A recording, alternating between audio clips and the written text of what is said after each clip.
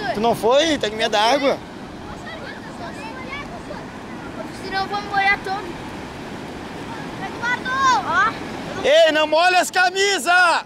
Não molha a camisa! Por isso que eu saí, porque eu estava juntando água. Ai, me molhei então. Não dá. Você pode molhar o calção? Você pode molhar só o calção? Não, levanta o calção, não é pra molhar o calção. Ó, isso aí que o Lucas fez não pode, ó. Ele foi o que mais molhou aí, ó.